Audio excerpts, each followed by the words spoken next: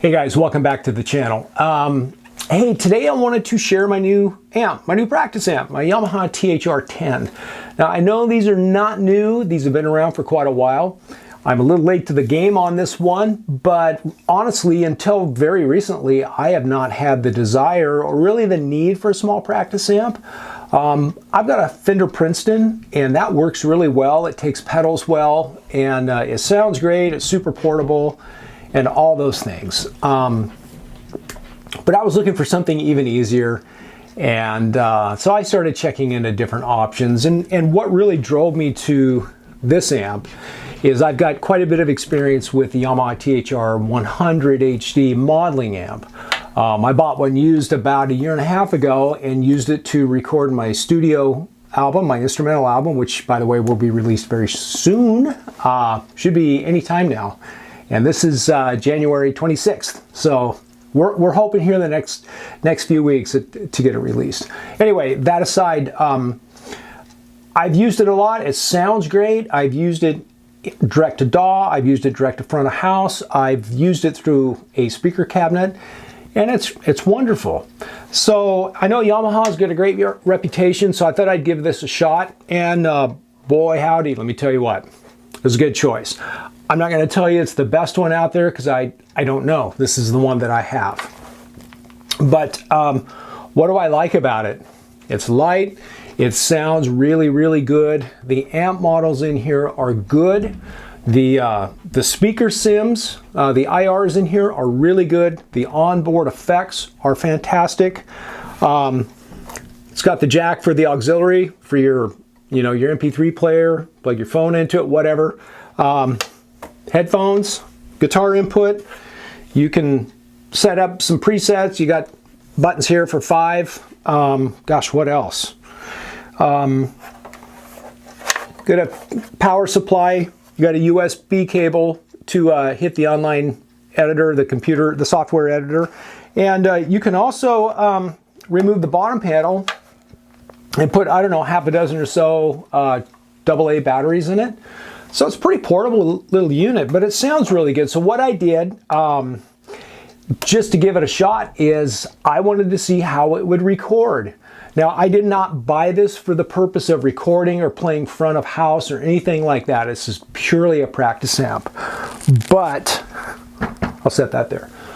But because, you know, you got to try out your gear, I did. So what I did is I grabbed my, I've got a Sennheiser E609, and I set that up here about 1 inch off the, you look at it this way, I guess, get a camera view, but it's set up about 1 inch off the speaker, and I went direct into my DAW, which is Logic Pro 10. I've got a Focusrite Scarlett Solo, which is a really great, inexpensive interface.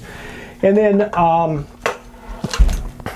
the recording, I utilized my small mini pedal board. I mean, because this is ideally, this is what I'm going to use anyway for small things. I've got 2 other pedal boards, but if I'm grabbing and going for whatever reason, I'll just throw this guy in, and it's great. So I've got a Boss TU3 tuner, TC Electronic Spark booster, JHS Andy Timmons. I've got an MXR custom comp, and I've got a TC Electronic Flashback Mini. And I just run that like you would any other thing. Run it right to the front of the amp. The amp's got killer reverb on it. My favorite is the hall reverb. And you can open up the editor, which loads onto your Windows PC or a Mac. And I happen to have a Mac down here in my studio. You can go in there and tweak parameters, save presets. It's fantastic. But what I did with this is I just plugged it in, grabbed a little bit of reverb, used a clean amp model, and came up with a track. So what I did is I used my Fender Stratocaster, and which you won't see that in the clip, but I did play the lead line with my Gibson Les Paul Classic Gold Top. And then I've got a Squier bass that I use for the bass parts, and then the drums are options in Logic Pro 10. And I went ahead and recorded it and mixed it and put it together as a backing track like I normally would. And it sounded fantastic. To my ears, it sounds really good. You know, I'm not saying you're going to replace a tube amp. I'm not saying you're going to replace anything with it. It's just a really good piece of gear. I want to say it was about $300, $299. I got this on Reverb new, and I got it in one of those bundles. So it also included a really nice Yamaha gig bag, which I think is about 50 or 60 bucks. If you buy it separately, 60, 70 bucks. So it was a really good value. So it was about 300 bucks for the amp and the Yamaha fitted gig bag, which is a fantastic bag. In fact, let me grab it here real quick. That's the bag that it came with. So yeah, anyway, really good sounding amp.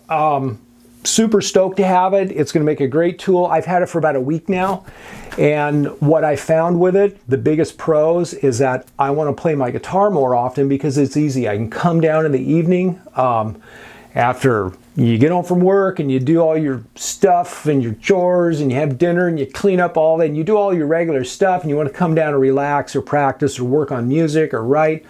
I just plug it in and turn it on and go. And it sounds good. It sounds so good that I've come down and I played at least an hour or better every night this week, but just because I wanted to come down and it was so easy. And that's why I bought it. So if you're thinking about something like that, the Yamaha THR10 is a really good option. Like I said, there may be other ones out there, but anyway, I recorded this little track in my home studio here and played the lead against it. I hope you enjoy it. I think it shows what the THR10 is capable of. I know many of you, or probably all of you, could do a lot better job than what I did with it. But again, it's not a demo. It's just, hey, here's how I used it. Here's what I got out of it. And hope you guys find it helpful. Anyway, hope you enjoy the video. Have a great week, and I'll see you guys soon. Thanks.